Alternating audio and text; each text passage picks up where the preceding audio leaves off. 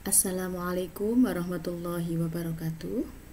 Anak-anakku yang saya sayangi dan saya banggakan, Alhamdulillahirrabbilalamin. Pada kesempatan yang berbahagia ini, kita masih diberikan kesehatan dan bisa berjumpa lewat udara pada pembelajaran yang pertama kali ini, yaitu tema 1, subtema 1, dan pembelajaran yang ke-1, yaitu tentang organ gerak hewan dan manusia. Anak-anakku yang saya sayangi dan saya banggakan, sebelum kita masuk di alat gerak hewan dan manusia, kita mengulang kembali di kelas sebelumnya, yaitu tentang ciri-ciri makhluk hidup. Adapun ciri-ciri makhluk hidup itu yang pertama adalah bernafas, yang kedua bergerak, yang ketiga makan, yang keempat tumbuh, dan yang kelima adalah berkembang biak. Adapun salah satu ciri makhluk hidup yang sudah Bu Umah ingatkan tadi di atas, secara umum bergerak, yang kita bahas adalah bergerak. Apakah bergerak itu? Bergerak adalah berpindah tempat atau perubahan posisi sebagian atau seluruh tubuh. Silakan diamati anak-anak pada gambar yang kalian lihat. Itu adalah organ gerak pada hewan dan manusia. Contohnya pada hewan kucing itu alat geraknya adalah kaki.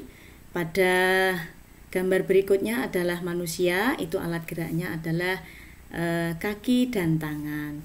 Selanjutnya silakan diamati gambar yang sudah ada. Yang pertama itu adalah gambar tulang anak-anak ini atau rangka. Yang kedua adalah gambar otot. Ya, pada gambar tulang itu adalah disebut alat gerak pasif dan otot itu adalah disebut alat gerak aktif. Silahkan diamati gambar tulang atau gambar rangka hewan dan otot berikut ini.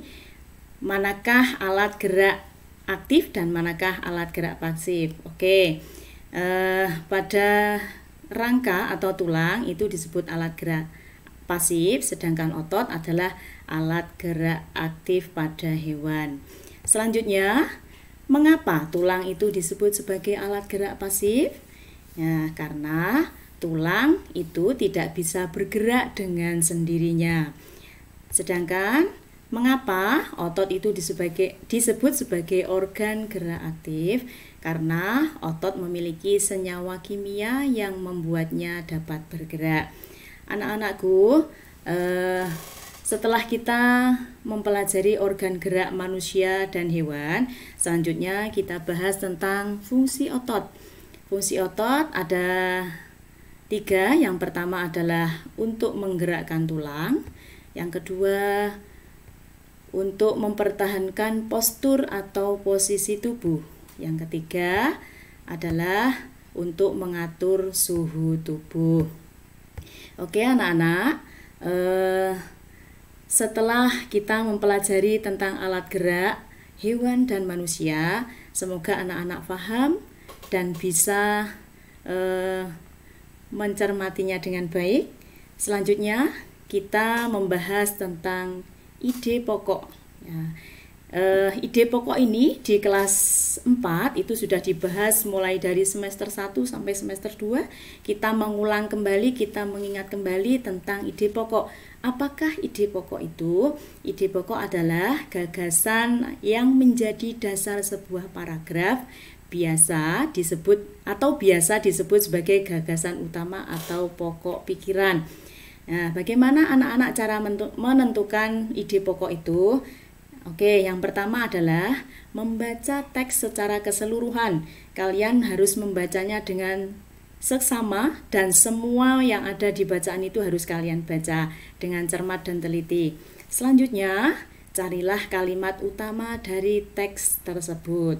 Oke, anak-anak anak-anak sudah, Bu Umah yakin anak-anak sudah paham cara mencari ide pokok dari sebuah paragraf tersebut. Selanjutnya, silahkan anak-anak baca buku paket pada halaman 3. Anak-anak baca dengan dipahami dengan sebaik-baiknya. Setelah itu, anak-anak coba temukan ide pokok pada tiap-tiap paragraf itu, kolom atau cara mencarinya silahkan, atau cara menulisnya nanti silahkan dilihat di halaman 4. Begitu anak-anak nggih, semoga paham. Sekian dari Bu Umah, dan pembelajaran pertama ini kita pelajari, semoga bermanfaat. Akhirul kalam, assalamualaikum warahmatullahi wabarakatuh.